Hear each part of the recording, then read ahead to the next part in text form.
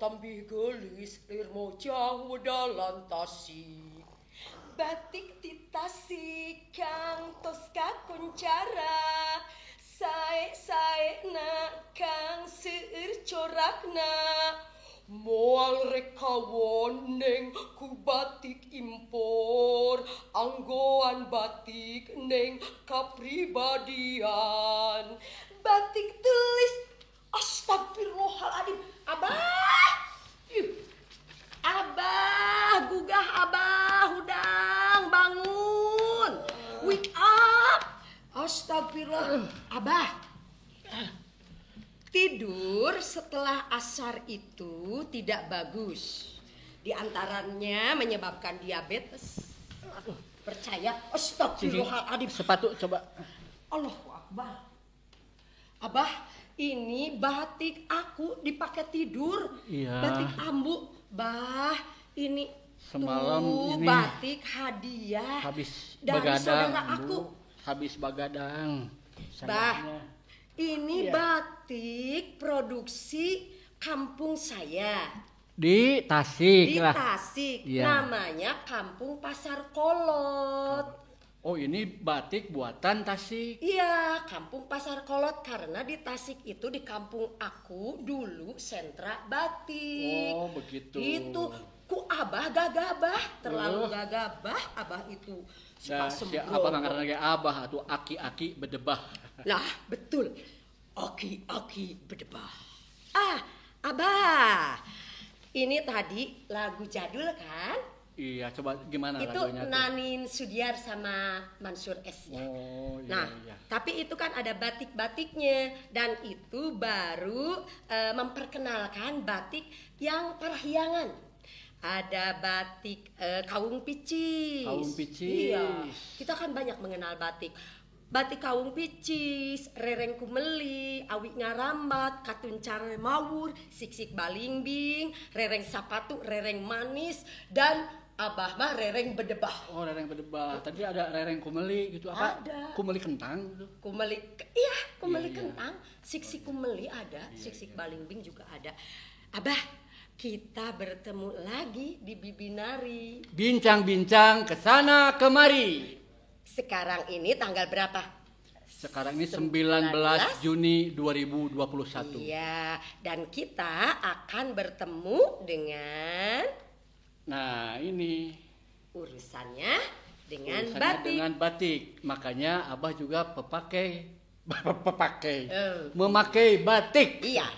Burung nuri tak suka mie. Tidak Cakep. dicari burung gelatik. Iya. Jangan murung walau pandemi. Bibinari bersama Ken Atik. Tepuk tangan. Siapakah Ken Atik? Iya, nanti. Listen and enjoy. Jangan lupa tayang live serentak di 4 platform. Abah, Aplikasi Android Blabla Radio, website Blabla Radio, Blabla Radio Official Instagram Live, dan Bala-Bala Studio Bandung YouTube channel. Listen and enjoy. Bibinari.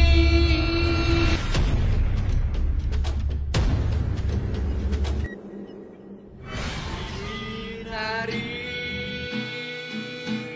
bincang-bincang kesana kemari.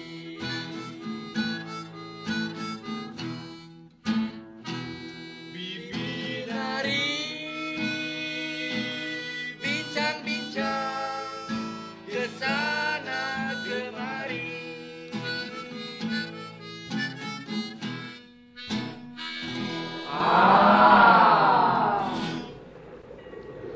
Selamat malam, Blappers. Sekarang di hadapan saya sudah hadir seorang pakar batik. Namanya S. Ken Atik Jatmiko. Saptianingsih Ken Atik Jatmiko. Beliau ini lulusan dari Fakultas Seni Rupa ITB Desain Tekstil S1-nya. Lalu S2-nya Fakultas Seni Rupa Desain juga ya, ITB. Dan sekarang beliau mengajar di Universitas Muhammadiyah Bandung dari tahun 2015 sampai sekarang. Wow, jurusan Kriya, Tekstil dan Fashion dan desain produksi di ITENAS. Jadi Desain mengajarnya dua ya. Mengajarnya dua. Desain produk. Aku salah ya tadi ngomongnya ya. Saya buka. Selamat sore Mbak Ken. Selamat sore Ambu Rinrin. Mbak Ken, bagus sekali batiknya. Terima kasih. Iya, itu buatan sendiri ya. Ini buatan pengrajin batik Jawa Barat. Buatan pengrajin batik Jawa Barat. Blavers, Ibu Ken ini jangan bilang ibu, Mbak aja. Teteh Teteh ya. Teteh. Teteh Ken Atik ini pengurus Yayasan Batik Jawa Barat dan jejaring pecinta tenun Nusantara. Wow, tapi kalau berbicara tentang tenun nanti waktunya tidak akan cukup. Jadi kita urusannya batik. Sudah terkenal bahkan sampai mancanegara beliau ini. Asli. Coba lihat di IG-nya, Bu. Di Google juga ada. Mbak Ken, Teh Ken, Cek Ken, Neng Ken. Masyarakat sekarang mengenal Ken ini, Mbak Ken ini, Teteh Ken ini sebagai pakar batik. Jadi pengalamannya itu sudah sangat mumpuni, ya kan? Tentu saja itu pasti ada latar belakang ketertarikan terhadap batik. Misalnya karena kultur di rumah, kebiasaan di rumah. Misalnya karena misalnya ibu sangat mencintai batik, misalnya, atau gimana itu latar sampai seperti sekarang ini. Ya, terima kasih Teh Rinrin. Kebetulan Teh Rinrin ini juga rekan saya sudah lama. Kita juga ada di satu kegiatan, sering ya dalam kegiatan. Baik, saya cerita tentang kenapa saya begitu tertarik dengan batik. Memang kalau secara kultur saya dari daerah Jawa Tengah ya, Jawa Tengah. Tetapi saya sudah lama tinggal di Bandung dan saya juga sangat mencintai budaya yang ada di wilayah Jawa Barat tentu saja. Buat saya budaya tiap daerah yang ada di Indonesia ini adalah memperkaya pengetahuan saya. Nah, saya ketika kuliah itu pernah diajak oleh dosen saya, almarhum Hasanuddin, beliau dosen di Seni Rupa ITB, untuk menjadi asisten di mata kuliah proses batik pada saat itu. Ya. Setelah jadi asisten, kemudian diajak penelitian tentang batik. Jadi dari batik dari wilayah Jawa Barat pada saat itu sampai ke daerah Jawa Timur, saya diajak gitu. Nah setelah itu juga, wah saya makin tertarik ya, wah luar biasa ternyata batik itu kaya banget ya, kaya banget. Itu tuh baru di wilayah itu saja. Iya, itu baru di satu titik. Iya betul. Kemudian skripsi saya pun saya menulis batik tentang Tuban. Batik Tuban di Jawa Timur. Dari situ makin sering kan diajak ya penelitian, pendampingan ke perajin sampai sekarang. Kemudian juga teman-teman kemudian juga banyak yang suka dengan batik ya. Akhirnya kan ini memperkaya ya, menambah pengetahuan, wawasan, ya ini makin mencintai juga akhirnya batik itu. Selain tentu saja karena kultur saya awalnya juga orang dari Jawa, batik itu udah jadi pakaian yang sehari-hari. Iya. Jadi dipakai yang sinafas batik itu sudah memang lekat dengan kehidupan. Ya betul, udah orang ngeliat orang embok-embok ke pasar pakai sinjang batik, gendong bakulan pakai kain selendang batik ya, ngeliat embok-embok atau ibu-ibu gendong bayi pakai batik, ketika ikut orang tua upacara adat kelahiran anak bahkan orang meninggal pun pakai batik. Itu yang akhirnya memperkaya saya ya sampai sekarang ya. Terus sampai kemudian ya ketika saya melanjutkan sekolah S2 dengan rekan tercetuslah kita bikin Yayasan Batik Jawa Barat. Gitu. Kenapa kok Yayasan Batik Jawa Barat? Karena saya waktu itu merasa ya, karena saya sudah tinggal lama di Jawa Barat, merasa bahwa batik Jawa Barat pamornya tuh belum seperti batik yang ada dari Jawa Tengah pada saat itu. Iya. Akhirnya ya sudah gitu. Saya dengan Pak Komarudin Kudia membuat yayasan itu bersama rekan-rekan, tapi ya ini ya banyak rekan diskusi, berbincang, tukar pikiran segala macam, tapi yang tinggal ya hanya beberapa orang saja. Akhirnya berdirilah Yayasan Batik Jawa Barat. Nah, di Jawa Barat ini seperti tadi sebetulnya ya yang Abah Yusef tadi pakai kan dari Tasikmalaya ya. Ini dari kampung aku. Nah, ini sebetulnya ya saya cerita aja langsung. Ini sebetulnya di Tasikmalaya itu tuh ada beberapa daerah ya. Ada tempat ya. Ada di Sukapura ya. Iya, aku. Nah, Sukapura kabupaten kan masuknya. Itu maksudnya gini, ini kan batik. Kenapa ini aku bawa? Kebetulan ada ahli batik biar diapresiasi. Jadi dulu aku waktu kecil kan tinggal di kampung. Semuanya pengrajin batik, bukan semua nyaris. Jadi anak-anak SD pun sudah bermain canting begitu. Aku nggak bisa karena keluargaku tidak di wilayah itu. Jadi keterampilan itu garis itu tidak ada. Dan ini sangat aku sayang banget. Ini kan pemberian ketika anak aku yang sulung lahir ini cempal ompol kata orang jadi nyecep gitu loh. Jadi ini sudah ke ompol. Ya kalau sebetulnya nah ini ya mungkin juga Teh Rindrin, Ambu Rini juga biar tahu di Tasik itu kan sebetulnya ada Tasik Kota dan Tasik Kabupaten. Di kabupaten itu ada Sukapura ya. Di kotanya di Cigereng ya wilayah Tasik itu. Nah di situ ada beberapa gaya batik. Gaya batik itu bisa dilihat dari proses pewarnaannya ya, selain tentu saja adalah motifnya ya. Ini mah sederhana ya. Ini relatif sederhana. Ini pengaruh dari Jawa ada karena kan ada semacam kayak ini kayak kelabang ya, kayak ini sawat ya, kayak sawat. Sawat itu semacam sayap gurdo Garuda ya kan, ini kan burung. Terus ini juga kalau kita lihat burung lokcan kalau di dalam batik itu. Burung lokcan ya. Jadi ada pengaruh akulturasi budaya dengan dari luar Indonesia ya. Dan ini biasanya juga muncul di batik-batik pesisiran. Nah, warna ini tuh di batik Tasikmalaya itu ya hijau ini, dan sebetulnya ada berem sawo. Ada istilahnya sawoan. Itu tuh adalah warna khas yang orang Tasik dulunya bilang sebagai warna khas batik esahan. Karena yang membuat dan mempopulerkannya namanya Ibu Esah almarhum, sudah tidak ada.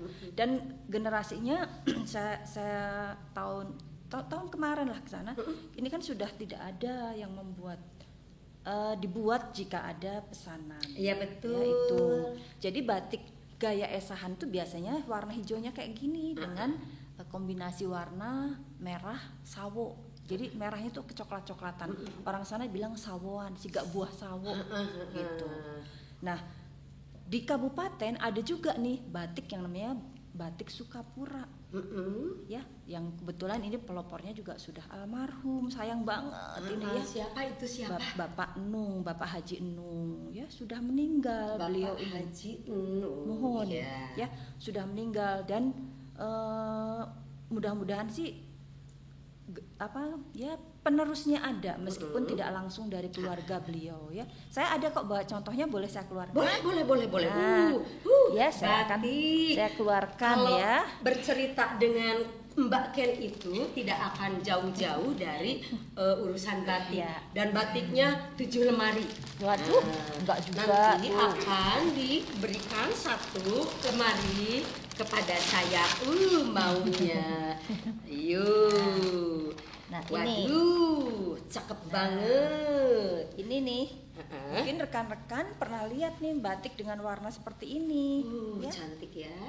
Ini tuh bukan dari Jawa Iya. Tengah, bukan. Ini tuh dari wilayah Jawa Barat yang terletak di Kabupaten Tasikmalaya, daerah Sukapura. Oh iya, ini kebalik. Nah, ini. Nah. Jadi itu ada burungnya. Ini burung Ya. apa? Ini burung merak. Burung Latarnya merak. ini tadi udah disebutkan loh, latarnya kumeli. Ya. Iya, batik kumeli. Batik kumeli. Iya, kentang. Nah, ya. betul. Kalau di Jawa kan namanya kawung ya. Oh, Tapi di Sunda iya. adaptasinya menjadi kumeli. Nah, ini nih warna yang khas di Sukapura itu tidak akan ditemui batik dengan warna lain kecuali warna-warna seperti ini. Ini juga yang yang menjadikan unik ya Sukapura. Kenapa kok beda banget dengan Tasikmalaya yang punya warna ini salah satunya hijau, ya yang esahan tadi esahan. ya.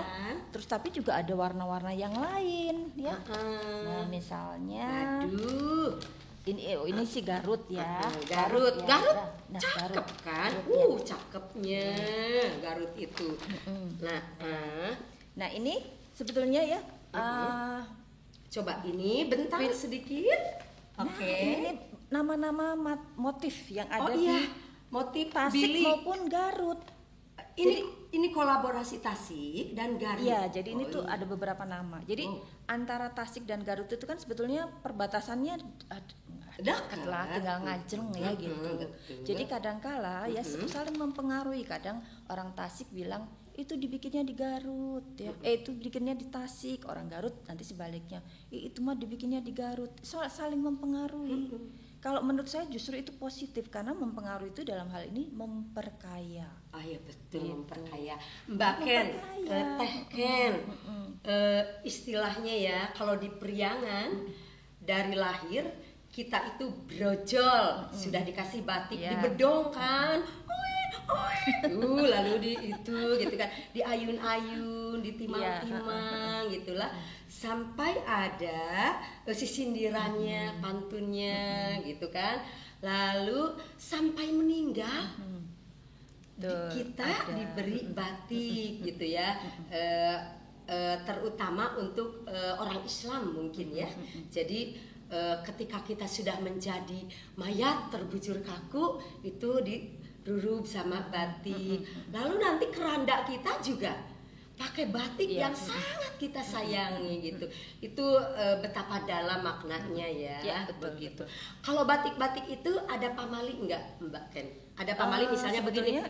Itu si domukti itu tidak boleh dipakai untuk misalnya gendong bayi misalnya. Ada enggak pamali? Jadi mungkin rekan-rekan ya teman-teman juga harus tahu bahwa di batik itu sebetulnya memang ada batik yang namanya batik larangan dan batik yang bisa dipakai oleh siapapun ya. Kenapa disebut batik larangan? Karena memang batik ini dikerjakan, dikhususkan, dikenakan oleh para kerabat istana ya. Misalnya di wilayah Jawa Tengah misalnya motif parang ya. Motif parang atau kalau di Jawa Barat tuh dibilangnya rereng ya. Rereng ya, kayak gini nih, rereng itu seperti ini. Nah, yang gini nih, Teh Rin, kayak gini ya, rereng ya, rereng, ya rereng. Jadi ada rereng kangkung, rereng suliga, rereng calung, rereng usep, banyak banget pokoknya ya. Ada berapa ratus rereng? Luar biasa banyak ya. Susah itu, ya. Itu harus diapalin. Harus lihat buku ya. Rereng adu manis, wah udah itu keren-keren banget ya. Nah, rereng ini biasanya ada motifnya tuh ada yang besar, ada yang kecil. Jadi kalau di Jawa Tengah, yang besar itu biasanya diperuntukkan untuk raja. Misalnya rereng barong ya, atau parang barong. Kalau di Jawa kan parang barong. Itu diperuntukkan untuk raja, bangsawan ya. Dan pokoknya kerabat istana. Itu kan di lingkungan yang terbatas. Tetapi kan batik ini kenapa dia bisa eksis sampai hari ini? Kenapa coba? Karena batik itu kagak ada matinya. Nah itu ya mungkin ya itu salah satunya ya. Kalau pengerjaan batik itu tulis maksud aku ya, itu berapa lama? Satu batik saja, satu kain. Nah, gitu. saya teruskan dulu cerita tadi. Yang tadi. Cerita tadi sebetulnya makanya ada batik larangan. Tapi kalau sekarang kan sebetulnya batik mau dipakai oleh siapapun boleh ya. oleh kalangan manapun boleh. Nah, batik itu jadi ada proses pengerjaannya. Jadi ada batik yang namanya tulis dan batik cap atau gabungan tulis dan cap. Ya. Tulis itu nanti saya tunjukkan nih ya, saya bawa. Tulis itu biasanya dikerjakan dengan canting. Nah, Indonesia canting. Cantingnya juga ada beberapa jenis ya, ada canting tulis ya, ada canting tulis itu atau kelowong ya yang pertama. Nanti untuk canting yang kecil banget itu untuk isian mengisi detail ya. Kemudian juga nanti ada canting tembokan ya yang biasanya untuk menutup. Yang begitu yang geblok yang begitu. Kalau di Sunda mah ya, di Jawa Barat mah dibilangnya lepaan. Gitu Jadi ya. membiarkan latarnya tuh kosong, dibiarkan gitu. Itu kesulitannya tuh di situ karena belum tentu semuanya bisa. Sebetulnya ada ya contohnya. Kan dari mulai menggambar di teplak gitu ya, di teplak itu dan pakai kertas minyak.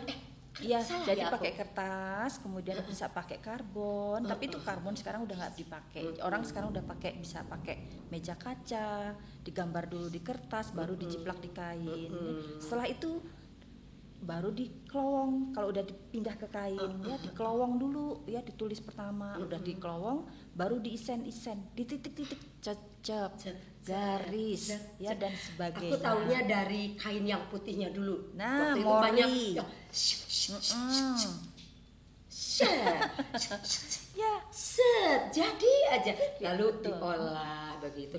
Itu pengerjaan dari mulai menggambar sampai selesai, betul selesai itu. Kadang berapa itu lama? tergantung juga detail motifnya, detail isiannya. Kalau detail banget itu ya bisa setahun.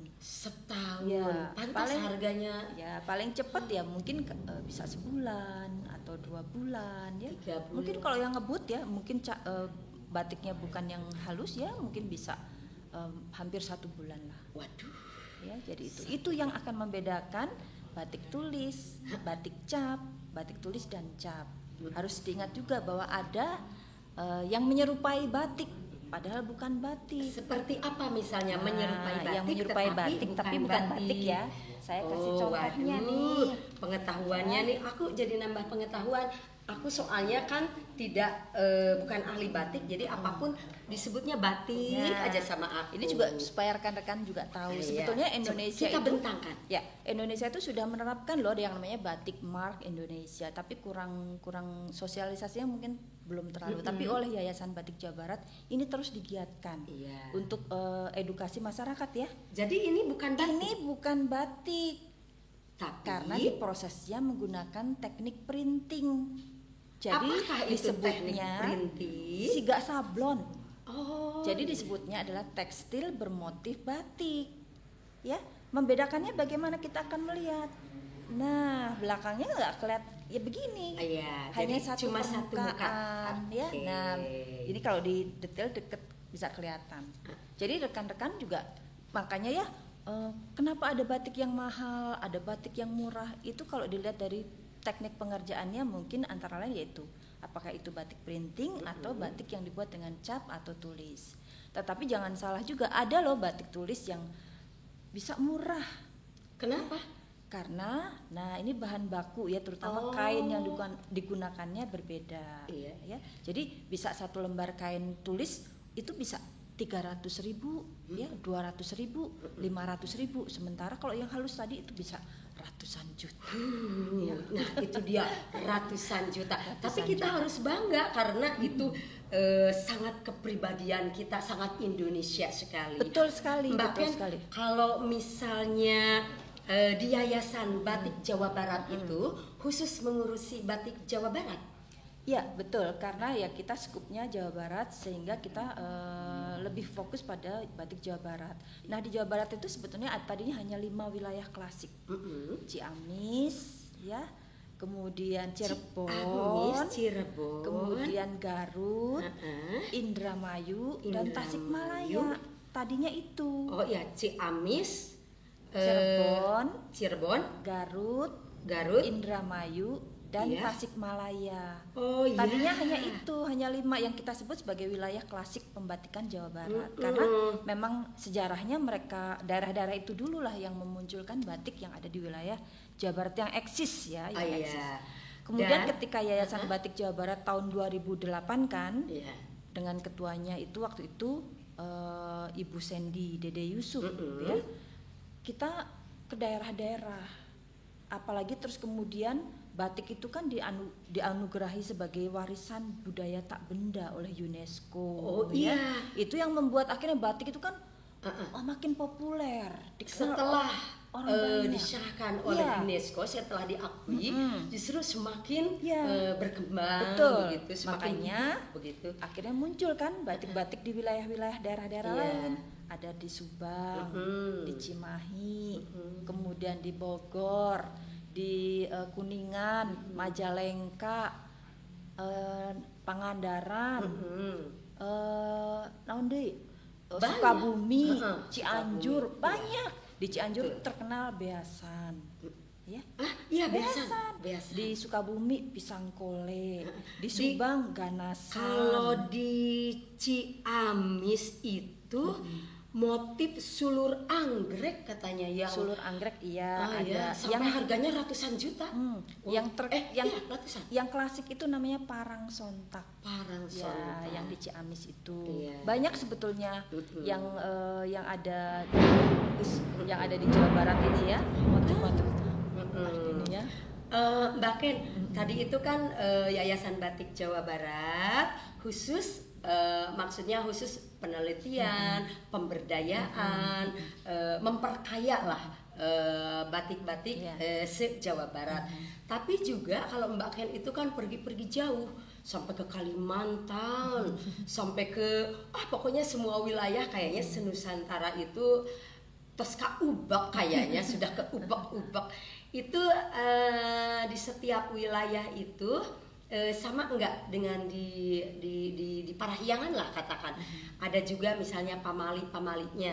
Dan atau ada hal-hal yang sangat spesifik misalnya di sini nih di Kalimantan nih yang paling sangat potensial misalnya atau gimana? Oke. Kalau sebetulnya saya pergi ke beberapa daerah itu juga memang terkait dengan kriya yang ada di beberapa daerah. Jadi bukan hanya batik, tapi ada juga tenun dan kadang juga jewelry ya itu. Jadi buat saya semua daerah di Indonesia ini potensial, sangat potensial. Tinggal bagaimana pemerintah daerah, kemudian orang-orang yang punya perhatian ya terhadap kekayaan daerahnya yang bisa digarap, dikembangkan, dieksplorasi. Untuk apa tujuannya? Sebetulnya memang kembali lagi untuk kesejahteraan masyarakat ya sekitar yang bisa menggarap itu. Jadi saya tidak melihat mana yang lebih potensi. Buat saya itu semuanya gitu ya. Aduh, menyenangkan banget ya. Karena di sini keren begini. Ketika pergi ke Kalimantan Barat, Kalimantan Timur, wah kok beda lagi. Uniknya beda lagi. Itu luar biasa sekali. Corak ya. Udah corak ya, bahkan warna ya, bahkan juga ke fungsinya ya. Fungsi. Meskipun memang kalau kain Bisa lebar- dijelaskan fungsi. ya. Fungsi. Ya, umumnya kain-kain yang diproduksi oleh para pelaku wastra tradisi itu kan biasanya untuk upacara ya, upacara ritual, upacara adat, kebutuhan-kebutuhan yang sifatnya khusus ya, terutama di tenun. Batik pun demikian. Tapi kan berkembang ya zaman ya, berkembang kebutuhan. Nggak manusia itu kan nggak pernah puas ya, pengennya kan dapat sesuatu yang baru lagi. Betul. Jadi yang tadinya kebutuhan khusus sekarang bisa batik tenun untuk kebutuhan interior. Oh ya, Ya, betul. Untuk pokoknya memperindah ruang, entah itu digunakan sebagai taplak ya, dipakai sebagai alas kasur, sebagai blanket, kemudian sebagai wall hanging, apapun bisa. Saya sih juga bawa contohnya nih ya. Jadi Pokoknya yang jadi namanya akhirnya- batik itu akhirnya di semua apa ya? Di semua wilayah itu ada dari mulai tapla sampai kalau baju sih udah nggak usah Ya, dibilang kalau baju lagi sih ya. betul ya, udah banyak sampai banget. wow, pipa Ya. juga mungkin ya. Nah, kayak gini nih ya. Iya, ini Jadi apa? ini coba kira-kira buat apa? Ya. Nah, ini bisa dua muka. Oh iya. Ya, ini dua Jadi, muka. kiri Dua muka, ya. depan belakang Ini- sama-sama cantik dan tidak ada depan dan belakang pada Jadi kalau akhirnya. misalnya seminggu di rumah kita pasang yang depan, nanti seminggu berikutnya kita balik bisa pasang yang belakang. Ah, iya. Ya. Jadi ini sebetulnya udah fungsi yang berkembang ya, yang berkembang. Jadi batik itu tidak melulu untuk, kalau dulu memang betul hanya untuk sinjang paling ya, untuk kain dan pasangannya ya sinjang pasangannya selendang. Nggak ada, belum ada kemeja Ah, iya. ya, paling sarung batik ya itu. Tapi kan berkembang, kemudian ada kemeja, ada dress ya, sekarang malah ada dasternya, macam-macam. Daster banyak. Banyak. Jadi maksudnya itu adalah busana wajib ibu-ibu. Nah, apalagi sekarang musim pandemi ya, Iya, betul. orang mau nyaman di rumah dengan menggunakan daster, tapi dasternya harus yang keren juga, Ah, iya. biar suaminya. Tapi terserah suaminya itu mah. Biar Kalau suaminya suaminya seneng lah seneng. keleknya misalnya ada sobek di sebelah keleknya, yang- kalau suaminya seneng yang kenapa? penting seksi. Yang Nah, penting itu ya, seksi. gitu. Tetapi yang penting batik itu tidak akan berhenti karena terus berkembang, dan setiap daerah walaupun punya ciri khas terus mungkin memperkaya ya, Betul. Aha. Tetapi yang penting kalau yang saya lihat batik itu tetap mengambil unsur alam. Ya, ya, biar Karena mereka bagaimanapun. dekat dengan Ya, alam ya dulunya. betul. Biar bagaimanapun kan kedekatan manusia dengan alam itu harus saling mengimbangi ya, Iya, betul. saling mengimbangi, saling menghormati, saling memanfaatkan, bukan hanya memanfaatkan dalam hal yang untuk kebutuhan keuntungan manusia saja, tetapi Iya, juga betul. manusia harus berbalik arah merawat alam dong kan Iya. ya. Makanya sekarang kan juga berkembang pewarna-pewarna alam yang dihasilkan dari mau tumbuhan mangga, mau jambu, mau daun suci, Yang daun bunga telang, macam-macam. bunga telang.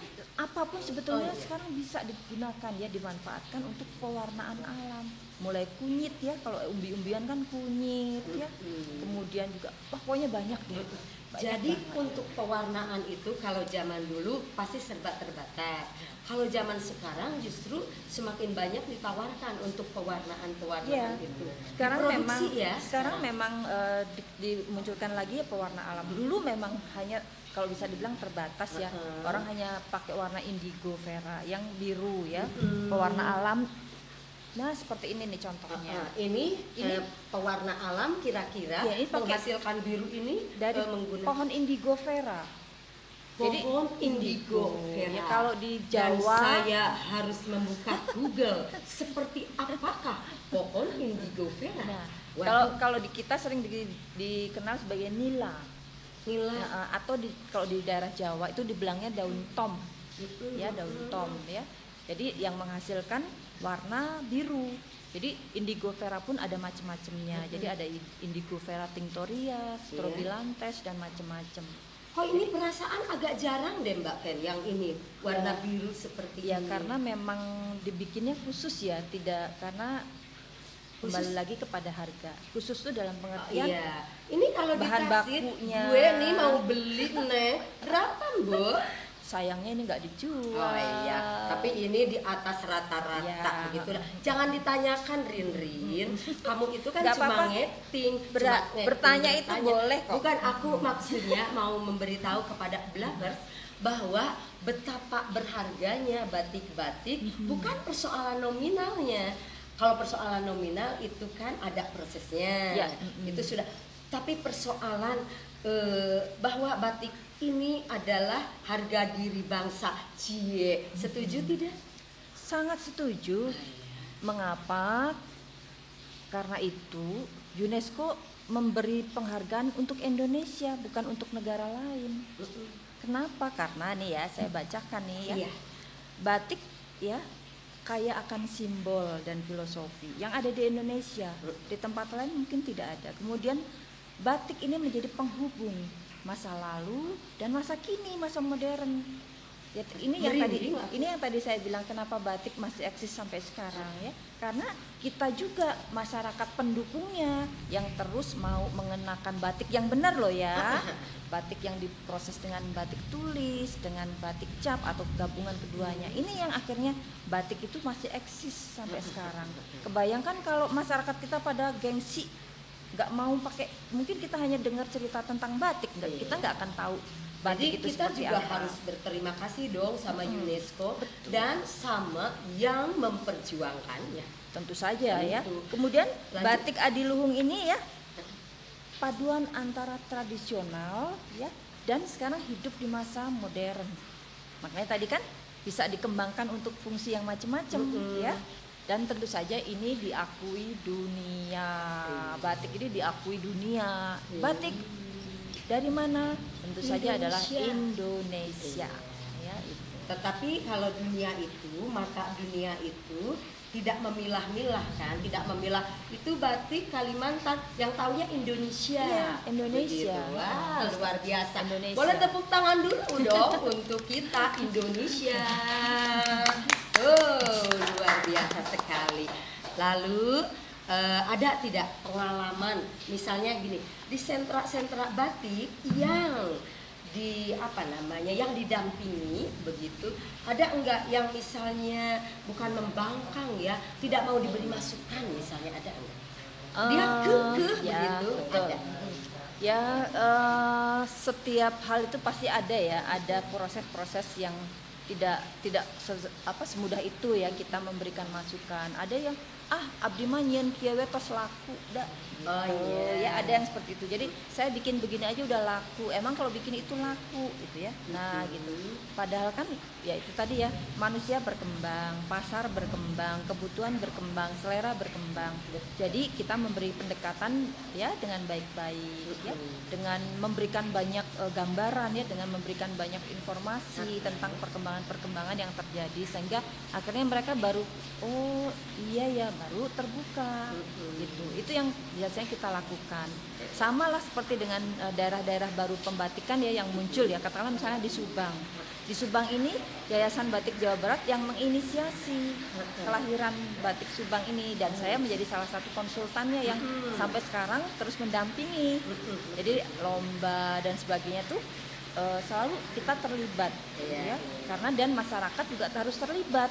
Jadi jangan hanya dari satu sisi, masyarakat juga dilibatkan. Jadi mereka tentu saja akan memiliki dengan hati yang sungguh-sungguh karena merasa terlibat. Lomba terbuka, masyarakat sekitar terlibat ya.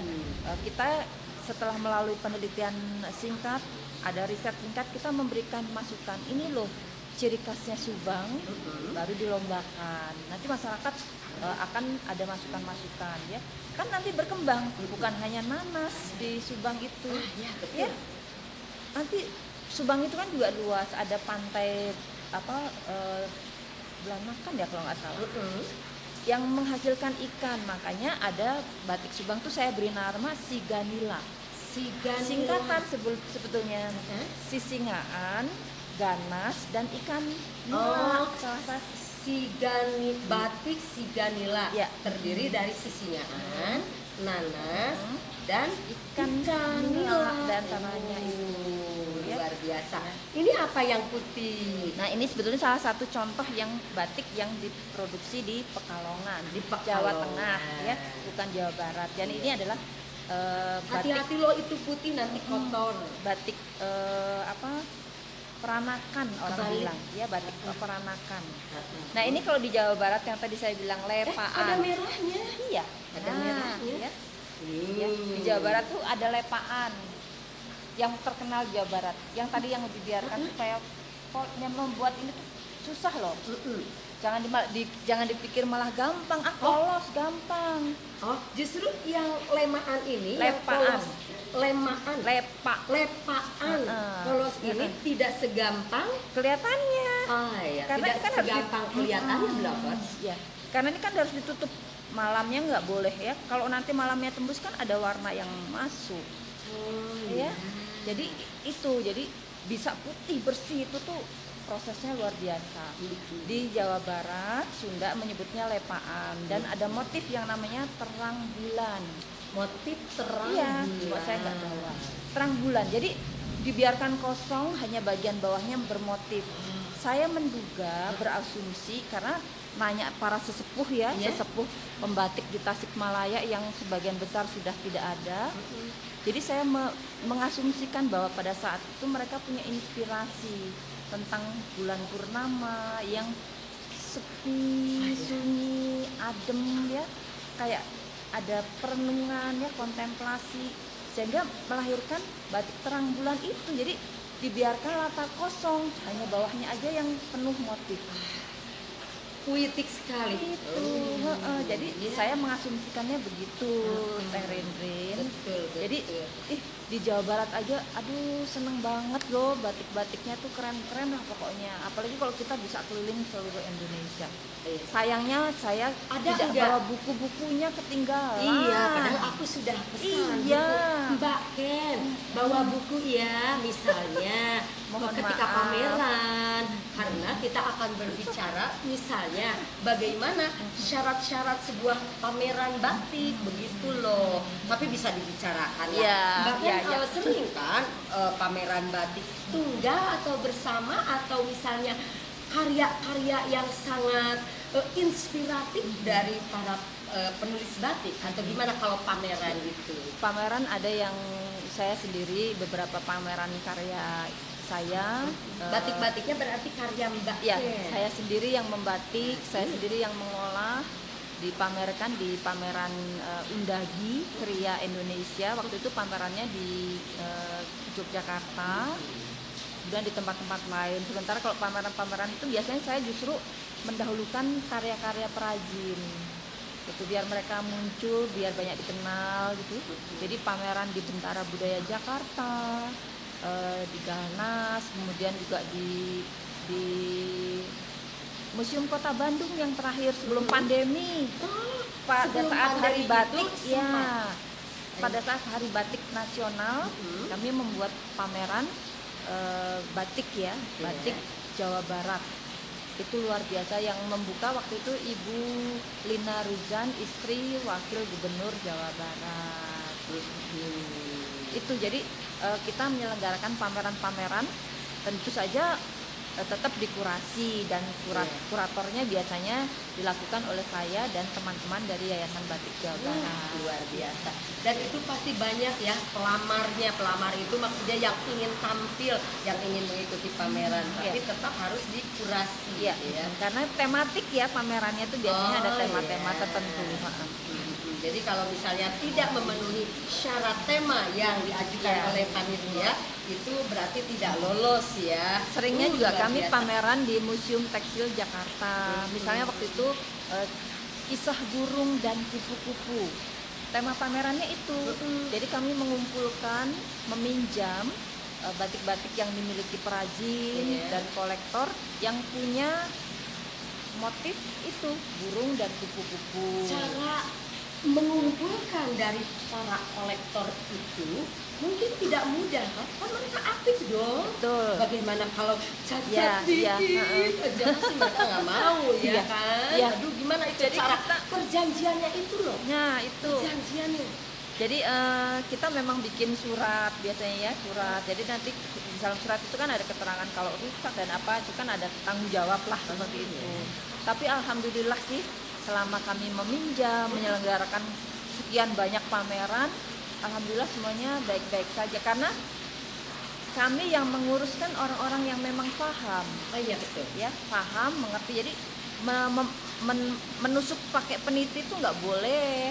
Tidak boleh menusuk pakai peniti. Kalau pamerannya pakai jarum pentul nggak boleh. Jangan seenak-enaknya dewe ya. Jadi ada alatnya khusus lah, misalnya kita mau menjepit atau apa gitu. Jadi itu yang hal-hal yang kecil ya, kelihatannya sepele tapi juga harus jadi perhatian. Kita harus cek tuh kain tuh bener nggak semuanya mulus gitu ya, harus dicek betul supaya tidak terjadi ya nanti yang dikhawatirkan. Kalau sekali pameran itu ada berapa puluh batik atau ada berapa ratus batik yang dijejerkan itu?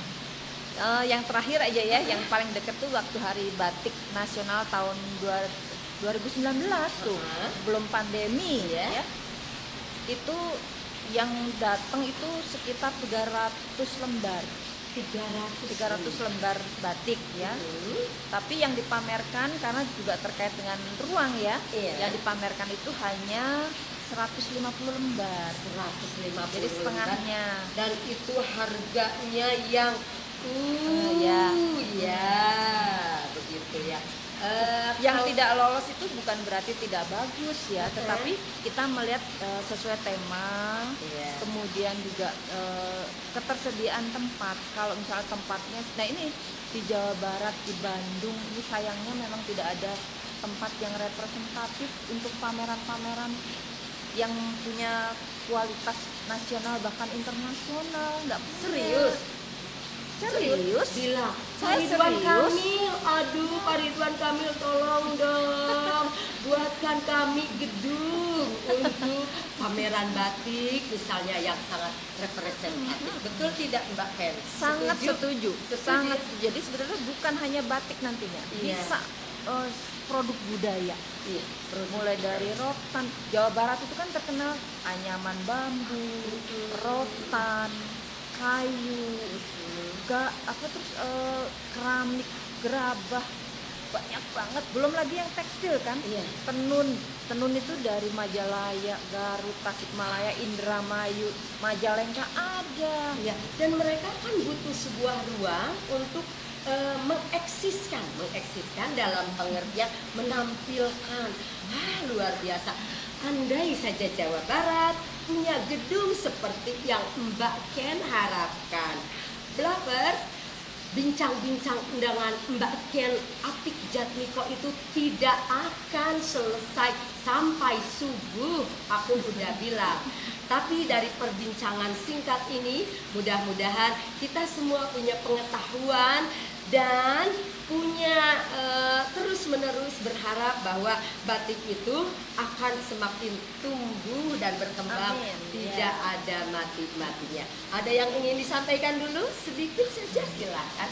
Ya, yang saya sampaikan adalah yang pasti saya yang bergerak banyak di bidang batik ini selalu berharap bahwa apa yang kami lakukan ini juga berdampak pada pelaku pembatik ya, para pendukung, pengusaha, perajin batik. Paling tidak tingkat kesejahteraan mereka akan lebih baik ya. Meskipun saat ini pandemi, saya pribadi berharap bahwa kreativitas itu tidak akan terhentikan oleh yang namanya sebuah kejadian ya. Terus bergulir, terus berkarya, karena ini tetap akan direkam oleh zamannya. Jadi kepada rekan-rekan juga yang menyukai batik, pilih-pilih yang benar ya. Nggak apa-apa sih sebetulnya punya batik printing ya, tetapi saya harap supaya tahu juga sekali-sekali beli batik tulis atau batik cap atau tulis dan cap untuk mengapresiasi para perajin yang sudah dengan payah, dengan serius, dengan tekun mengerjakan satu lembar kain batik. Oke, Bluffers, itulah bincang-bincang tentang batik. Batik adalah harga diri bangsa Indonesia karena begitu kayanya batik. Jangan lupa tayang live serentak di 4 platform: aplikasi Android BlaBla Radio, website BlaBla Radio, BlaBla Radio, Instagram Live, Bala-Bala Studio Bandung YouTube channel. Listen and enjoy. Dan setelah ini akan ada aktor teater yang sangat luar biasa, Bibi Nari. Bincang-bincang kesana kemari. Terima kasih.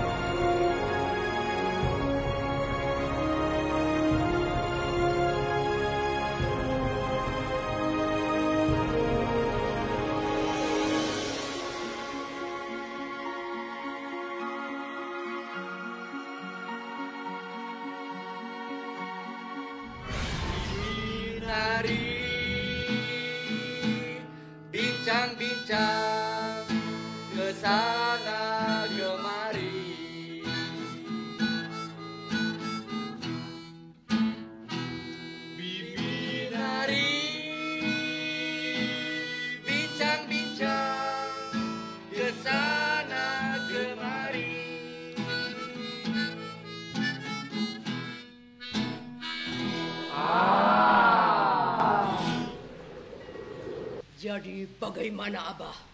Saya sudah mengikuti saran Abah agar melakukan transgender. Iya. Apakah saya sudah seperti seorang laki-laki yang gondrong? Oh, persis sekali. Halo Blaper.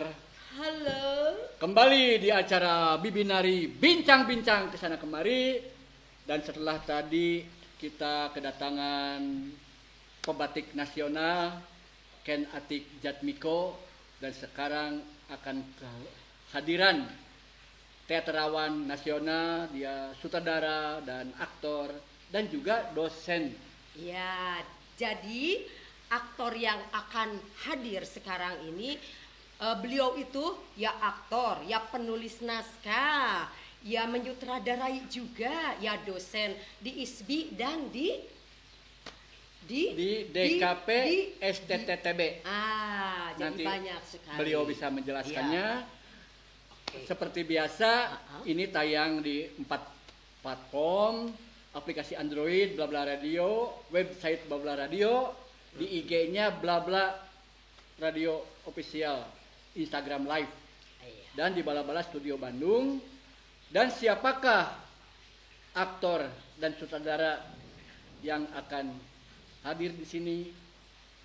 Kita sambut pemirsa Irwan Jamal. Hari bincang-bincang kesana kemari.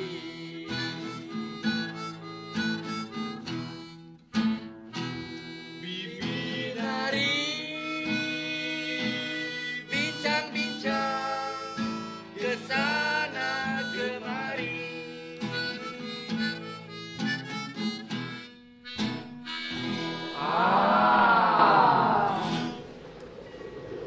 Ya, Blaver, di sebelah kiri saya, di samping saya telah ada aktor, sutradara, dan juga dosen teater di ISBI dan di STTB ya. Beliau bernama Irwan Jamal. Apa nama kelompok teaternya tuh? Kelompok aktor Victorial. Kelompok aktor Victorial, mungkin ada yang udah tahu, ada yang baru mendengar, ada yang sering menonton pertunjukannya, ada yang bilang Kang Irwan, juga ada yang bilang Pak Irwan mungkin ya, bagi dosen-dosennya.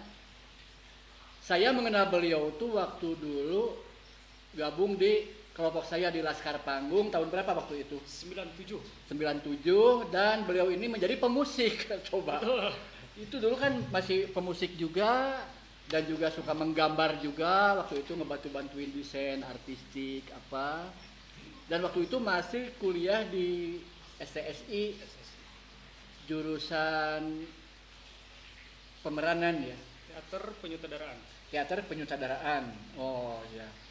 Dan akhirnya menjadi S1-nya di S1 penyutradaraan, penyutradaraan, S2 di IKJ. di IKJ. Oh, S2-nya di IKJ. Jadi sekarang sudah tamat S2. Ya. Mungkin saya ingin mengorek dulu dari apa gitu, sehingga Kang Irwan Jamal ini bisa tertarik atau bisa menggeluti dunia teater itu, awalnya bagaimana? Coba gitu bisa tertarik. Sebenarnya awalnya Kang Yusef, saya itu tidak tertarik sama teater.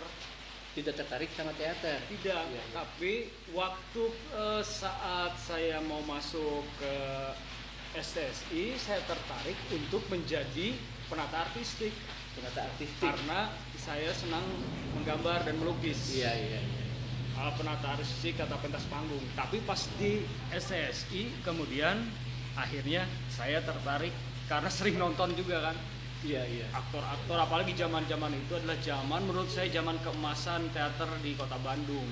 Masih ada Pak Suyatna, Pak Suyatna Anirun ya. Kang Yusef juga masih sangat aktif. Terus ada kelompok-kelompok lain, Wayang Hitam, ada Pak Beni Yohanes. Iya. Terus kakak-kakak kelas saya juga waktu itu seni perannya bagus-bagus sekali. Akhirnya tertarik di pemeranan dan penyutradaraannya. Di pemeranan dan penyutradaraan ya. Ya. Nah, setelah itu banyak juga kan kegiatan-kegiatan proses demi proses gitu ya. Mau tanya nih, sekarang kan sebagai sutradaranya lebih banyak dan sering juga mengikuti semacam diskusi di forum-forum gitu. Seperti kemarin saya lihat posternya di Bandung Creative Hub, ada pembicaraan tentang teater gitu ya. Saya lihat ada fotonya Kang Irwan Jamal juga di sana. Bisa diceritakan lebih menikmati yang mana antara dunia keaktoran atau dalam bidang penyutradaraan? Nah, ini benar menarik. Bagaimana saya kan terlibat di duanya. Saya sebenarnya kebutuhan secara ketubuhan dan ekspresi sangat suka sekali menjadi aktor. Ada sesuatu yang benar-benar tumpah gitu. Tapi kalau di penyutradaraan saya tertarik, terpesona dengan gagasan-gagasan. Bagaimana gagasan-gagasan ini bisa lebih bebas diungkapkan. Tapi sebenarnya kemudian dua-duanya punya porsi masing-masing untuk kepuasan.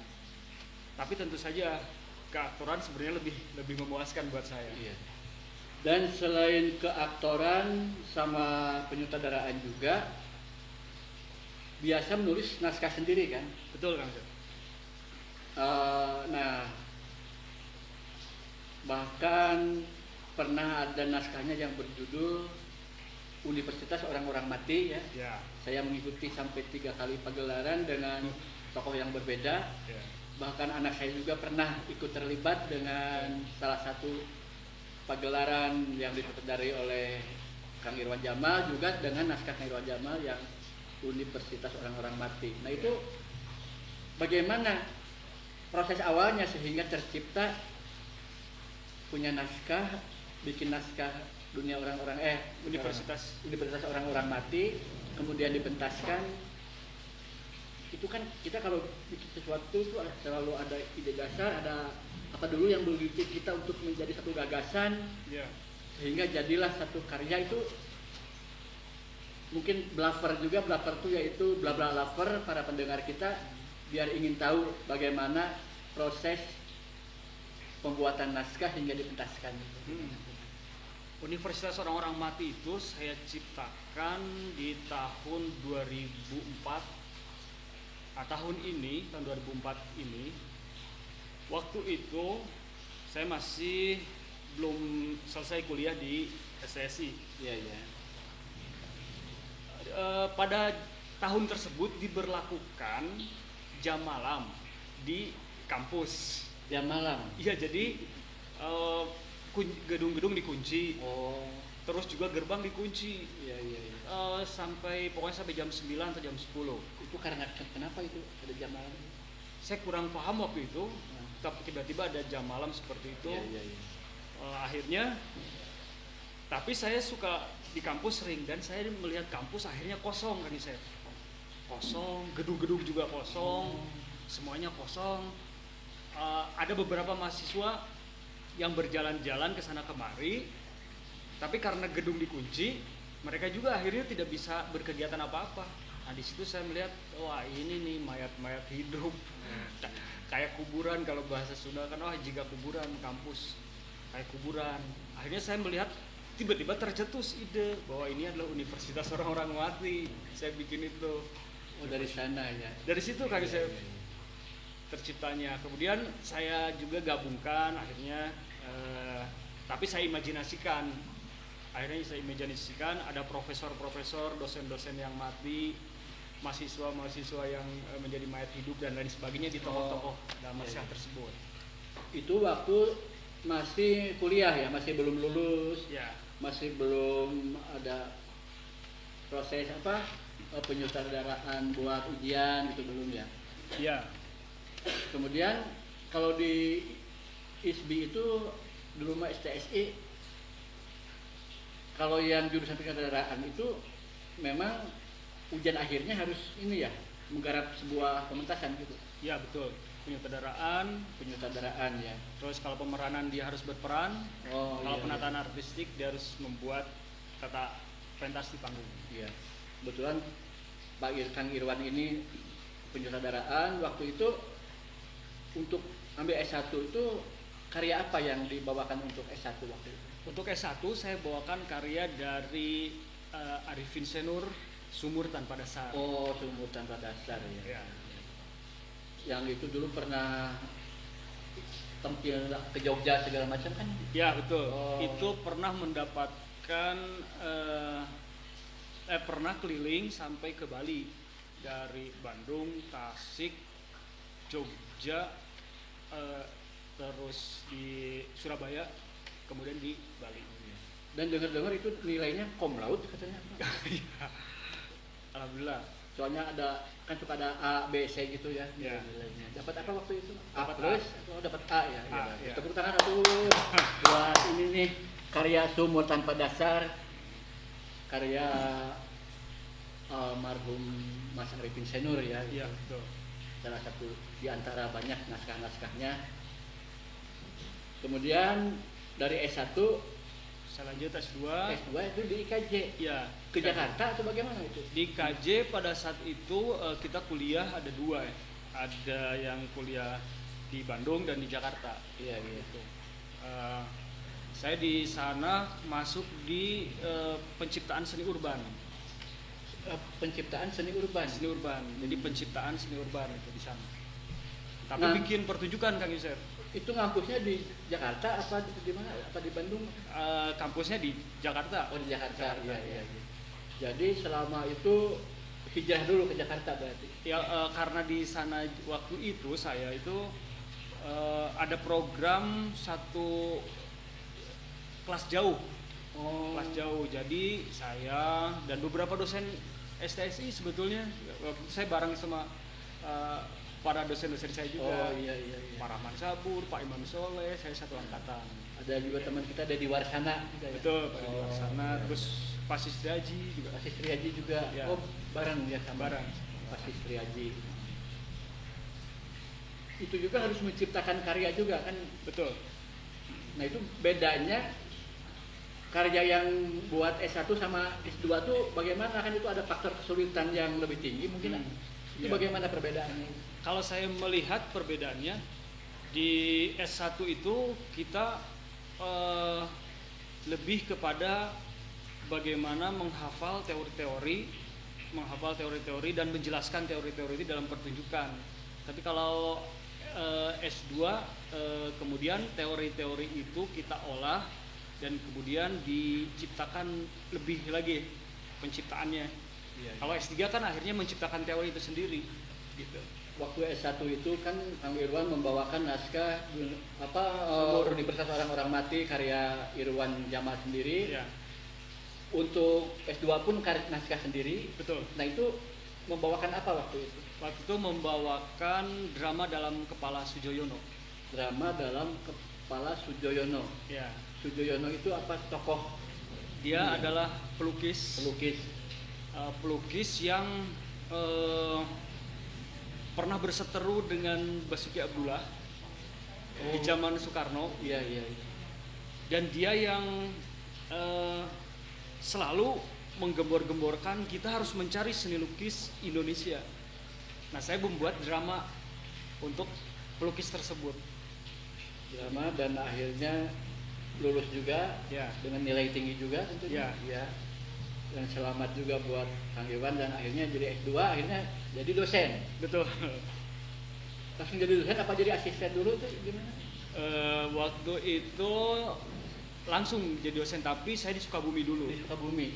Itu di apa? Kampus kesenian juga. Di kafe, iya, desain komunikasi visual. Oh. Kemudian setelah itu baru di ISBI dipanggil di ISBI dan di Bandung di STTB berbarengan. Gitu. Nah, jadi demikianlah Blaver perjalanan pendidikannya ya Irwan Jamal dari mulai kuliah di STSI sampai S1 dan S2-nya di IKJ dan akhirnya mendapat gelarnya jadi apa sekarang tuh? Magister seni. magister seni ya. Iya. Nah sekarang saya ingin tahu nih pengalaman Kang Irwan atau bagaimana menghadapi atau pendapat Kang Irwan bagaimana nih di saat pandemi ini, pagelaran teater ini bagaimana gitu. Nah, di saat pandemi ini saya akhirnya membuat satu program acara yang reguler yang saya namakan serial diskusi teater dan ilmu pengetahuan atas nama Braga Pictorial. Oh, Braga Pictorial. Braga Pictorial karena dibuatnya di Braga waktu itu, tapi sekarang di Bandung Creative Hub.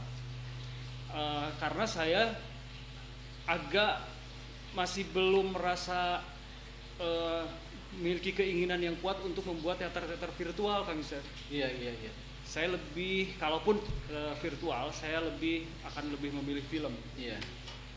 Jadi akhirnya saya membuat serial diskusi teater dan Jadi ilmu kalau pengetahuan. untuk teater ya teater aja. Ya, Soalnya kalau udah jadi visual di televisi atau di video ya jadi lain ya suasananya mungkin. betul. Akhirnya jadi semacam ya karya rekaman. Iya, karya rekaman. Iya, jadi dokumentasi. Ya, seperti itu.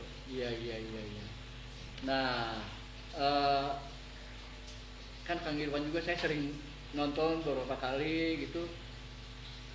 Hafal mungkinnya di kelompok mana aja pernah bermain mungkinnya.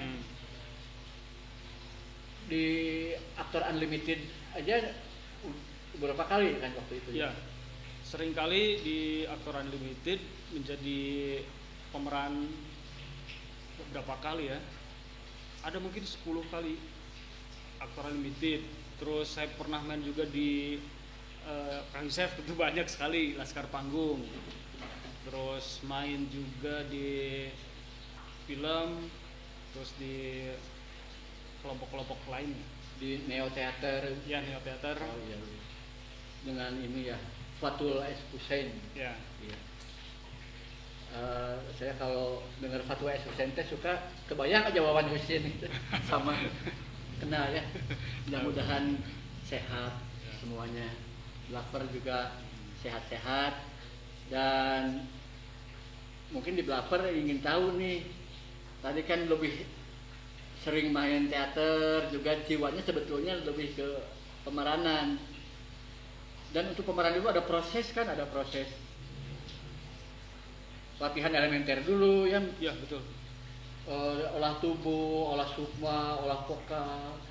Dan sebelum dalam proses pagelaran, sebelum mau berdialog, melakukan blocking itu dengan dengan gerak-gerak, misalnya jalan ke sini, gestur, ada membaca naskah dulu, reading gitu. Nah, saya ingin melihat Kang Irwan mempraktekkan bagaimana cara membaca naskah dengan penjiwaan yang total. Wah. Mari, Blackper, kita saksikan. Oke, ini kebetulan. Ya, topinya boleh disimpan, boleh. Nah, wah, topi dari Kang Yusef ini. Ini kebetulan ada naskah yang saya ciptakan sendiri tentang yang tadi Kang Yusef, Universitas Orang-Orang Mati. Tentang Universitas Orang-Orang Mati. Ya, saya bacakan saja ini yang disampaikan teks ini oleh sang profesor. Salah satu tokoh ada namanya Sang Profesor. Sang profesor. Mungkin agak mendekati di masa kini. Profesor, ini adegan di malam hari. Selamat malam. Kita tahu sekarang bahwa para ilmuwan telah gagal menanggulangi wabah. Ekonom tidak mampu menyelesaikan masalah inflasi dan kemiskinan. Dunia penuh gambar kemiskinan, dunia penuh dengan pengemis. Rumah-rumah menyediakan tali gantungan, peti mati dan kuburan. Kelaparan melanda, pengusiran paksa terjadi di mana-mana. Tapi universitas diam saja. Universitas membisu. Universitas tak bertelinga. Universitas tak bermata. Tanpa telinga dan mata, mereka kembali menciptakan sarjana-sarjana yang berlomba mencipta bencana. Aku mendengar bunyi detak bom waktu dari dinding-dinding universitas. Bom waktu bagi kehancuran dunia. Para sarjana akan kembali mencicipi buah dari dosa. Dosa yang dituliskan dalam buku-buku di sana. Buku-buku yang membara menyediakan api bencana. Maka universitas harus segera mati. Para sarjana harus mati. Drama hitam akan kita mainkan sekarang di tanah di tempat universitas yang terbakar, di padang tandus yang berasap, tempat tumbuhnya sebatang pohon tanpa daun. Pohon yang tumbuh dari sebuah buku raksasa, berbuah kepala-kepala manusia. Kita akan injak semua buku yang tidak berguna.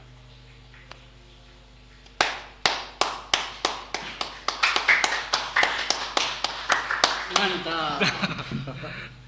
Begitulah. Ya baiklah, terima kasih Bang Irwan. Kalau di kampus banyak yang bilang kalau anak-anak ya Bang ya, Iya. Bang Irwan gitu.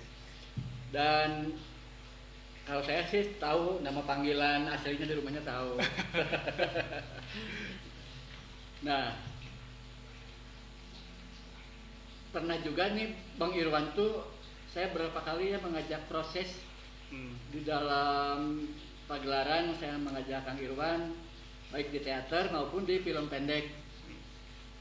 Dan Kang Irwan ini kalau udah menghadapi peran dia tuh sangat serius, tidak bisa diganggu sama orang, apalagi kalau udah mau masuk panggung, kalau udah deket lagi itu selalu sudah fokus. Demikian juga kalau lagi syuting film, kalau udah bentar lagi mau tik,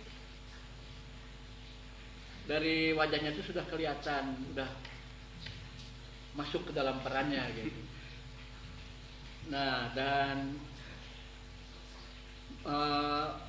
Kang Irwan, ini kan banyak bluffer.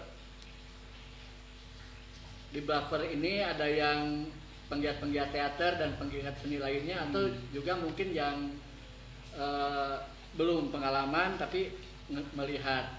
Salah satunya tadi ada yang WA ke saya, yaitu yang sekarang jadi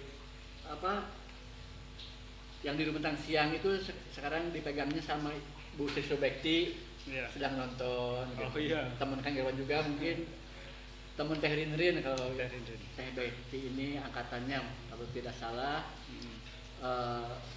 Selamat sore ya, selamat malam ya, selamat malam buat Ibu Bekti. Ini saya sama Kang Irwan tuh rindu ingin mentas di Rumetang Siang. Betul. Tiap kesana panggung kosong lebar atulah. Biar nanti ada izin dari gugus Covid. Pokoknya kita akan latihan sesuai prokes. Nah, betul. Iya, jadi kita bisa mentas juga, penonton juga bisa di swab dulu ya. Ya. Jadi nonton biar dibagi jarak lah, ada lakban X lah di sini nah, penonton gitu. Biar orang teater tidak di virtual saja, tapi langsung benar-benar berteater lagi. Jadi teater tidak mati seperti universitas orang-orang mati. Nah tadi kan saya mau ini dulu sampaikan kenapa saya selalu serius kalau menghadapi peran. Itu sebenarnya awal mulanya karena saya ini gugup. Awal mulanya saya gugup, saya tidak, saya tidak berbakat menjadi seorang aktor. Saya berpikir seperti itu Kang Yusef, tidak berbakat. Maka untuk menutupi kegugupan dan untuk bagaimana supaya saya bisa kemudian nanti main secara benar di atas panggung, jadi saya serius akhirnya. Tapi kemudian jadi lama-kelamaan akhirnya saya menemukan satu sistem. Cara keseriusan seperti ini akan menghasilkan suatu seni peran ekspresi yang baik kayak gitu. Ya memang seharusnya begitu, karena kalau menurut Stanislavski kan bermain-main dalam kesungguhan gitu ya. Betul, ya. Berperan itu. Bahkan kalau kata Stanislavski, 2 jam sebelum pertunjukan sudah harus masuk, Iya, harus iya. masuk di situ. Gitu. Memang metode Stanislavski ini yang dominan banyak digunakan oleh aktor-aktor di Indonesia, bahkan hampir di sedunia ya. Sedunia ya. Baik aktor film, aktor teater juga metode Stanislavski itu. Kalau dulu sih di Gramedia gampang sekali jadi bukunya, nggak tahu nih. Sekarang itu masih gampang dicari nggak? Kalau tidak salah ada di penerbit Pustaka Jaya ya. Di Pustaka Jaya ya. Ya. Bareng sama itu, kalau untuk teknik beraktingnya yang cara bermain drama dari W.S. Rendra juga itu Betul. Tentang Bisa, bermain drama ya. tentang bermain drama. Kemudian 6 pelajaran bagi seorang aktor Richard Richard Boleslavski. Boleslavski itu juga bagus untuk mendalami apa, seperti ada latihan imajinasi, Iya. konsentrasi. Ada 6 pelajaran, dan memang aktor udah lama pun harus kembali merenung gitu. Betul. Walaupun ada istilah teori untuk dilupakan. Iya. Soalnya kalau pada saat entah, kita kan pokoknya larut aja di dalam peran, Iya. tidak ingat, oh ini blocking tuh harusnya begini. Betul. Karena makanya kata Pak Suyata Anirun, aktor itu nomor 1 itu konsentrasi. Nah kalau saya melihat ini karena dia konsentrasi, makanya si teori-teori ini harus sudah lupa karena dia sedang berkonsentrasi pada perannya. Iya, iya. Kalau terus bagaimana kemudian kita melupakan teori-teori itu kan? Jadi teori-teori itu pertama-tama harus disadari, tapi kemudian setelah itu kita masuk kepada dunia yang tidak sadar itu, yang itu konsentrasi gitu kan, Ustaz. Iya. Kalau menurut saya kira-kira seperti itu. Nah sekarang Kang Irwan harapannya untuk perteateran ini kedepannya bagaimana gitu? Nah, kalau saya melihat sekarang masa pandemi di COVID ini yang belum jelas juga kapan selesainya, saya sih berharap kita orang-orang teater menemukan formula seperti yang pernah ditemukan oleh para pendahulu kita. Misalkan, waktu ketika terjadi revolusi industri, setelah Stanislavski realis, maka revolusi industri ini bagaimana cara melawan mesin. Maka ada kemudian teater biomekanika yang Meyerhold. Kemudian setelah itu ketika ada bioskop, teater juga kan hampir ditinggalkan Kak Gisef. Iya, iya. The bioskop. Lalu kemudian dramawan Jerman Brecht bikin teater yang alienasi. Yang kemudian si aktor-aktor ini bisa menyentuh penonton, yang itu tidak bisa dilakukan di bioskop gitu, Iya, karena iya. aktor-aktornya memang cuma rekaman. Nah, di masa pandemi ini saya juga melihat bagaimana kita bisa mencari formula yang tepat untuk itu. Tapi saya tidak menyarankan virtual, karena virtual itu kan sudah ada ya. Sudah ada di Sebelumnya sebelum zaman pandemi juga sudah ada, ya. betul kan. Jadi sebenarnya para aktivis-aktivis teater sampai hari ini saya pikir belum menemukan formula yang tepat untuk pandemi COVID. Nah, tapi saya ada kabar gembira sekarang dengar dari beberapa kawan kelompok teater udah mulai latihan Ya. dasar lagi. Nah, Salah satunya Sindikat Aktor Jakarta join Bayu Winata itu ya. Kemudian saya lihat di CCL juga, saya lihat di Instagramnya Iman Soleh sedang berlatih juga gitu, betul. Nah, sudah mulai untuk Ya. latihan lagi, walaupun sebenarnya PSBB kan ketat lagi. betul. Bandung. Saya juga kemudian membuat di acara di Bandung Creative Hub itu salah satu acara namanya Mimbar Aktor. Mimbar aktor ya. Ya, Menarik. jadi itu nanti saya akan mengundang beberapa aktor tentu dengan menggunakan prokes, protokol kesehatan. Iya. Satu aktor penonton berapa orang gitu. Iya, iya, iya. Seperti itu kan bisa. Itu kan ada panggung juga kan di Ya, lantai 3 Bandung Creative Hub. Nah itu kan bisa dipergunakan juga buat teater lah. iya. Walaupun itu lebih global ya, panggungnya bisa untuk pentas apa aja kan. Nah, Bang Irwan, nanti saya ambilin air dulu ya. Oke. Nanti kita diteruskan. Kalau tadi kan Bang Irwan reading sendiri, nanti Bang Irwan saya akan dikasih pasangan berimprovisasi, berdialog dengan Teh Ririn Canda Resmi ya. Oke. Habis ini saya akan ambilkan air dulu buat Bang Irwan. Oke, Siap. Blaper jangan kemana-mana. Habis ini ada satu session lagi, yaitu tentang keaktoran dan penyutradaraan. Kita ditemani lagi sama Teh Ririn sekarang. Jangan lupa nanti lihat di Blabla Radio, dan buat Blaper sekalian, listen and enjoy.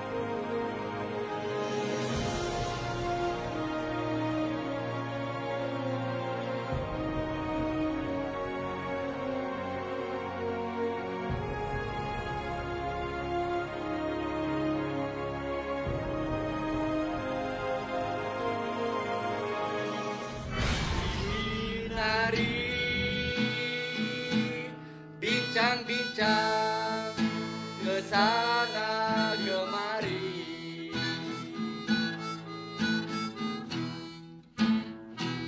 Bimbing hari bincang-bincang kesana kemari.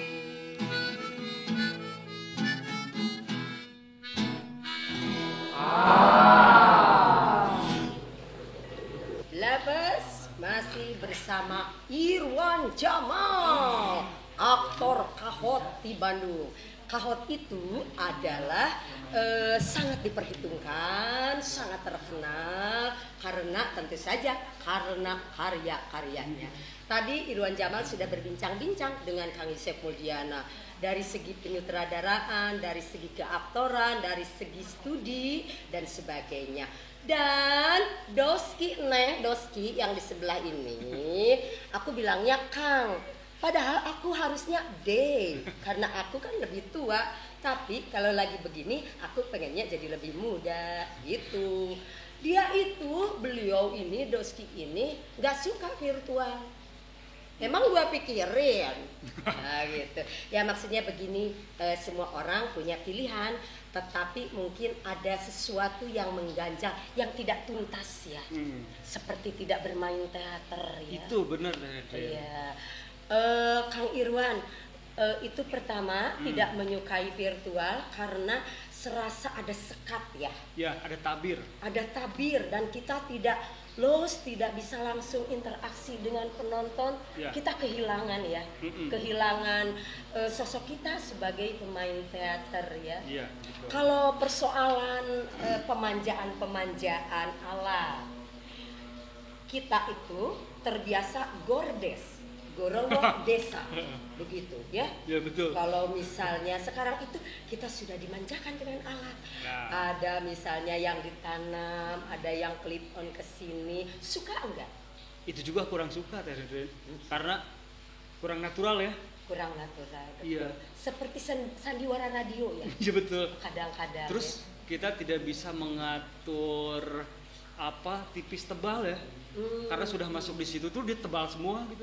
Iya betul, Iya. ya perasaan begitu Perasaannya ya. seperti itu. Nah, kalau persoalan menulis naskah itu biasanya Kang Irwan terinspirasi oleh apa? Misalnya ada enggak?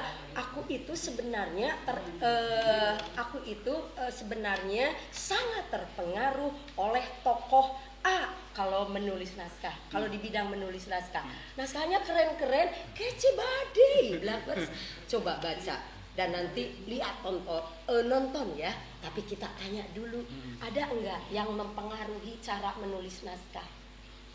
Yang mempengaruhi, saya suka sama William Shakespeare, tapi susah sekali bikin seperti William Shakespeare. Saya juga suka dengan Mas Arifin Senur. Oh iya. Dua itulah, Teh Hendrin. Jadi penggabungan dua itu kayaknya itu yang mempengaruhi saya dalam membuat naskah. Meskipun saya jadi tidak seperti keduanya. Iya, tetapi itu di wilayah-wilayah pikiran tetap tertanam, tetapi betul. tidak menjadi keduanya, menjadi Irwan Jamal. Oh ya keren dong, tepuk tangan menjadi Irwan Jamal. Nah, tetapi Shakespeare itu dan Arifin itu ada rentang jarak yang sangat berbeda sekali. Iya. Ada persoalan yang berbeda, begitu kan? Kalau Shakespeare itu zaman-zaman bahula, gitu kan? Kalau Arifin itu justru fenomena-fenomena yang terjadi di masyarakat kan beda ya wilayahnya ya, Ya, sangat betul. berbeda sekali. Itu dari Mas Arifin itu yang paling sangat disukai itu dari segi apa? Dari segi misalnya beliau sangat peka terhadap persoalan rakyat misalnya atau humor-humornya yang cerdas yang tidak terduga begitu. Nah, saya suka sama Mas Arifin Senur dengan lompatan-lompatan pikiran yang ada di naskah. Seperti misalnya naskah.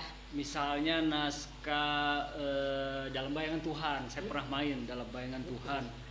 Itu dia itu dari rumah sakit, terus ketemu dari rumah sakit terus juga akhirnya tiba-tiba berpindah ke satu tempat. Terus si tokoh itu Sandek kan, saya memerankan tokoh Sandek hari ini ketemu sama Sandek masa depan, ngobrol sama dia, terus ditanya istrinya namanya sama, orang tuanya sama, punya penyakit sama, ini sama, padahal dia sedang ngobrol dengan dirinya sendiri. Lompatan-lompatan itu bagi saya sangat Indonesia, sangat Indonesia sekali. Karena apa? Karena sangat Indonesia itu karena apa? Karena kan Indonesia itu lebih berpikirnya cenderung tidak logis dalam persoalan-persoalan seni yang tidak logis itu bukan berarti tidak masuk akal, tapi ya, betul. ada kecenderungan puisi, terus kecenderungan masih percaya pada hal-hal yang tidak nampak, kayak gitu kan. Kalau Barat kan benar-benar, iya Barat benar-benar logis aja. Mas Arifin akhirnya dengan bebas bisa melompat-lompat gitu. Nah saya suka itu. Iya. Tetapi itu bukan imajinasi liar, maksudnya imajinasi yang tidak terduga tapi terukur begitu. Betul, ya, iya. Dan sangat cerdas ya. Irwan sudah menulis berapa naskah? Aku dibuka, aku kok jadi nggak cantik gitu, aku kan harus cantik. Sudah menulis berapa naskah? Saya sudah menulis hampir 20 naskah. 20 naskah. Satu naskah itu biasanya berapa? Itu menulis itu sejak mahasiswa kan? Ya, sejak SMA bahkan. Sejak SMA. Ya. Ikut lomba atau memang Enggak. tiba-tiba secara intuitif ingin menulis? Ya, ingin menulis. Menulis drama? Drama. Subhanallah. Menulis, dan saya Itu judulnya apa yang SMA? Waktu itu judulnya Perjalanan ke dunia yang gaib. Agak ini juga agak mistis hari ini. Perjalanan ke dunia yang gaib. Jadi saya bikin karena SMA ya. Iya. Saya bikin. Kok nggak cinta-cintaan SMA ya? Enggak, naskahnya. Iya. Jadi langsung perjalanan ke dunia yang gaib aja. Saya bikin buat anak-anak teman-teman nonton gitu. Wah, ada seorang pemuda yang melakukan perjalanan terus sampai ke dunia gaib kayak gitu. Oh iya, tapi bukan sejenis mesin waktu, bukan ya? Bukan, iya. Bukan. Lalu naskah SMA dan pasti pada saat itu, pada zamannya itu apresiatornya teman-teman kita senang ya. Serasa sudah menjadi penulis yang gimana gitu. Tapi itu kan justru titik pamiangan kalau dalam bahasa Sunda itu titik tolak ya. Kayaknya di situ ya. Lalu mana lagi naskah yang punya kesan yang sangat spesial begitu seperti yang SMA itu. Lalu setelah itu Universitas Orang-Orang Mati tadi. Jadi pas Universitas Orang-Orang Mati, saya benar-benar itu sangat memiliki keinginan yang besar untuk menulis. Iya. Jadi saya nulis aja. Kalau nggak nulis, mungkin nanti timbulnya marah-marah terhadap situasi yang karena itu kan terkungkung. Iya. Jadi saya tulis aja semua gitu. Universitas Orang-Orang Mati. Dan Universitas Orang Mati itu sejenis beginilah. Kalau seorang penulis itu kan ada ketidaknyamanan, ada penolakan terhadap situasi begitu ya, dan itu mempunyai wadah. Lebih suka menulis, lebih suka menyutradarai. Kalau menyutradarai, mending karya orang lain, mending karya sendiri. Nah, saya kalau menyutradarai sebenarnya tertarik kedua-duanya. Tapi dalam beberapa kepuasan, saya sih sekarang dalam beberapa kepuasan naskah-naskah orang. Naskah-naskah orang. Ya, kenapa naskah orang? Karena kalau naskah sendiri sedang nikmatnya menyutradarai, saya sering menginterupsi pikiran saya. Ini harus diganti, ini harus ini. Betul. Jadi tidak terlalu lepas. banyak request ya di dalam pikiran. Jadi inginnya terus ganti dan itu kadang-kadang membahayakan juga ya. Betul. Makanya naskah-naskahnya sudah dibukukan belum Kang? Naskah itu yang belum pernah dibukukan, tapi saya pernah menemukan naskah aktor-aktor yang tersesat malah dibukukan sama orang di Jogja dan tanpa izin. Tiba-tiba udah dibukukan loh kata saya. Sudah digini belum? Lo ya, seenak dewe udah gitu bener. Belum, karena saya tidak tahu siapa itu orangnya. Lah kok nggak ada nama perusahaan cetaknya? Ada, tapi saya lupa dan saya tidak peduli, biarin aja. Nah itu seniman itu nggak boleh loh. Iya, nanti terin lah. Kan mahal, kan melahirkan pikiran itu butuh waktu, begitu butuh pengorbanan, butuh berpikir begadangnya itu loh. Habis berapa bungkus rokok coba kan ya. Tapi juga itu tabungan maksudnya tabungan untuk generasi yang kemudian atas pikiran-pikiran Irwan gitu loh. Nggak boleh, jangan mau dicuri. Oke, nanti diontrog lah. Ontrog Wan. Kudu wani Wan. Assalamualaikum. Waalaikumsalam. Ini tadinya mau nganter Ibu Ken, tapi hujannya terlalu gede. Ibu Ken, sini Ibu Ken. Jadi Bu aja di sini dulu, Ya, bergabung Ibu dulu Ken di sini. bergabung. Sambil nunggu hujan berhenti. Iya, Kang Irwan duduk aja sama Duduk aja, Ibu duduk, Ken. duduk. Gitu, biar aku Ken di mana nih? yang di Atau Kang Irwan nih, sebelah sana. Sini ya? Boleh, Kang Irwan di sebelah sini. Lalu aku itu sebenarnya belum selesai banget ngomong-ngomong dengan Irwan Guntari. Iya, Irwan Jadi- Guntari. Irwan Guntari, Irwan Irwan. Jamal. Maaf teman-teman, Irwan Jamal. Jadi Irwan Jamal itu perlu menyampaikan pesan mungkin kepada apakah generasinya kemudian, apakah misalnya buat teman-temannya atau ya buat belovers di rumah. Coba apa yang harus diwaspadai, digarisbawahi supaya kita tetap menjadi seorang yang konsisten. Itu. Silakan.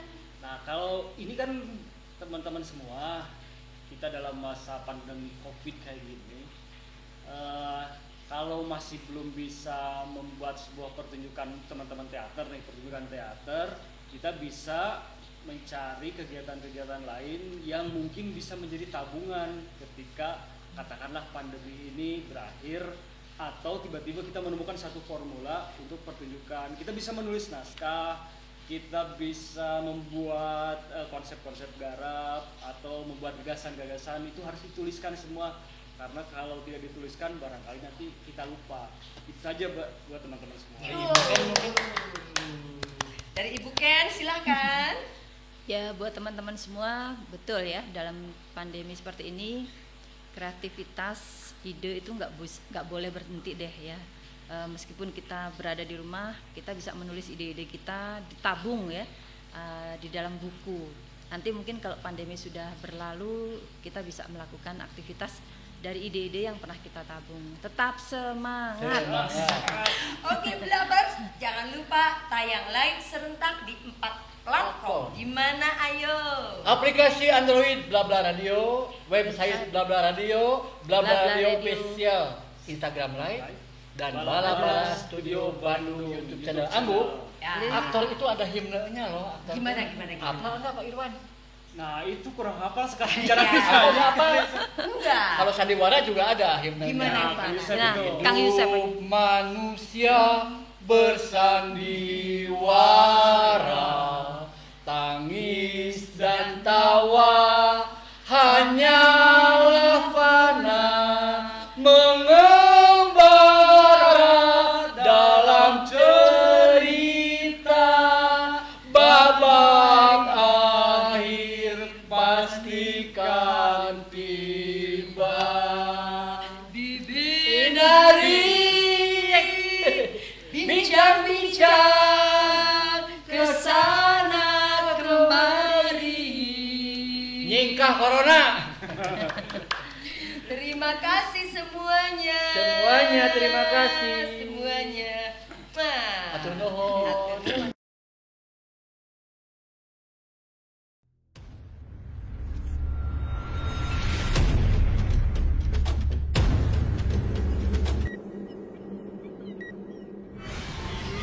Binari bincang-bincang kesana